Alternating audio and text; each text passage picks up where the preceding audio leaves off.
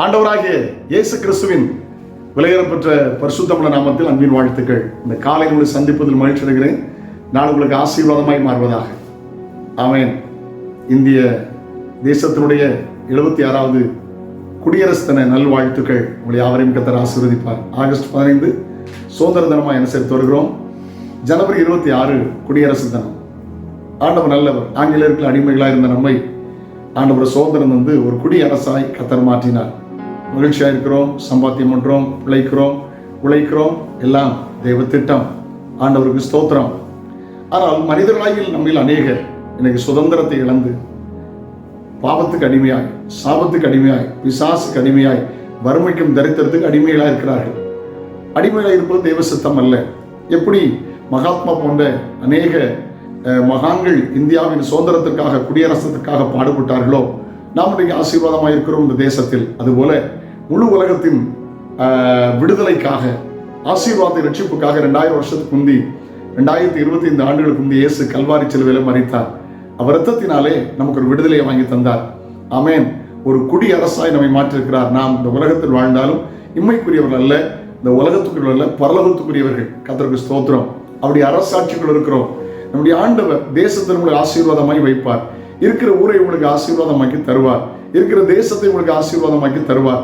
ஆமென். அல்லேலூயா. நாமும் தரிக்கப்பட்ட என் ஜனங்கள் தங்களை தாழ்த்தி முகத்தை தேடி தங்கள் பொல்லாப்பை விட்டு விலகினால் அப்பொழுது பரலோகத்திற்கு நான் கேட்டு தேசத்துக்கு சேமத்தை தருவேன் என்று ஆண்டவர் சொல்கிறார். தேசத்துக்கு சேமத்தை தருவார். இந்த தேசத்தின் நடுவில் உங்களை சேமமாய் வைப்பார். நீங்கள் தரித்திரமாய் இருப்ப தேவ சித்தம் அல்ல, நீங்கள் பாவத்தில் இருப்ப தேவ சித்தம் அல்ல, நீங்கள் சாபத்தில் இருப்ப தேவ சித்தம் அல்ல. கல்வாரி சிலுவையிலே இயேசு கிறிஸ்து பாவம், சாபம் எல்லாவற்றையும் அவர் சுமந்து விட்டார். நீங்கள் ஆசீர்வாதமாய் இருப்பதை தேவன் விரும்புகிறார். நீங்கள் செழிப்பாய் இருப்பதை தேவன் விரும்புகிறார். நீங்கள் உயர்வாய் இருப்பதை தேவன் விரும்புகிறார். பாருங்க, சங்கீதம் ஒரு நல்ல கர்த்தரை துதிக்கிற அந்த சங்கீதத்தில் ஒரு வசனத்தை வாசிக்கலாம். அவர்கள் தேசத்தை சுதந்திரமாக தந்தவரை துதியுங்கள். அவர்கள் தேசத்தை நமக்கு சுதந்திரமாய் தந்தவரை துதியுங்கள். அவர் கிருபை என்றும் உள்ளது. இஸ்ரவேல் ஜனங்களை குறித்து சங்கீதம் 136:21 ஆரம்பத்திலிருந்தே பார்த்தீங்கன்னா இஸ்ரவேல் ஜனங்களுடைய பிரயாணம் போல இருக்கும். எகிப்திலிருந்து கடைசியில் முடியும் போது எப்படி முடியும் தெரியுமா? பரலோக தேவனை துதியுங்கள், அவர் கிருபை என்றும் உள்ளது. ஹல்லேலூயா. எகிப்திலிருந்து அடிமைத்தனத்திலிருந்து விடுதலையாக்கி கானான் கொண்டு போய் சேர்த்து 7 மோசமான ஜனம்பரத்த ஜாதிகள், கானானில் உட்பட, எபூசியர் உட்பட அந்த ஜனங்களை துரத்தி இஸ்ரவேல் ஜனங்களுக்கு சுதந்திரமாய் கொடுத்தார். ஆமென். அல்லேலூயா. பாவத்திலும் சாபத்திலும் வாழ்ந்த நம்மை விடுவித்து ரட்சித்து முடிவிலே பரலோக ராஜ்யம் கொண்டு போய் சேர்க்க அவர் ஆயத்தமுள்ளவராக இருக்கிறார். ஆமென். அதனாலதான் வாசிக்கிறோம், மனம் திரும்புங்கள், தேவனுடைய ராஜ்யம் சமீபமாக இருக்கிறது. அல்லேலூயா. ஒரு குடியரசு நமக்கு பரலோகத்தின் அரசாங்கத்துக்குரியவர்களாய் நாம் மாறிவிடுகிறோம். கர்த்தர் நல்லவர். ஆண்டவருக்கு ஸ்தோத்திரம். இந்த தேசம் ஆசீர்வாதமாக இருக்கும். அதில் நீங்கள் ஆசீர்வாதமாக இருப்பீர்கள். கர்த்தர் நல்லவர். தேசத்துக்காக ஜெபம் பண்ணுங்கள். தேசத்தின் அதிகாரிகளுக்காக, ராஜாக்களுக்காக ஜெபம் பண்ணுங்க. எல்லாரும் ஆசீர்வாதமா இருப்பாங்க.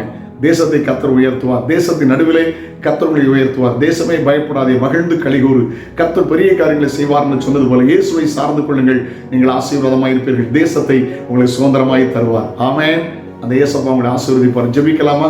பரலோக தகப்பனே, பரிசுத்த பிள்ளையாக இயேசுவின் நாமத்தில் ஜெபிக்கிறோம். தேசத்தை பிள்ளைகளுக்கு சுதந்திரமாக்கி தாரும். நன்மையும் கிருபையும் பிள்ளைகளை தொடரட்டும், பாதுகாத்துக் கொள்ளும். இயேசுவின் நாமத்தில் ஜெபங்களும் பிதாவே. ஆமென். God bless you. நாளை உங்களை சந்திக்கிறேன். அதுவும் ஆண்டவருடைய கிருபை உங்களை தாங்கட்டும். Have a nice day.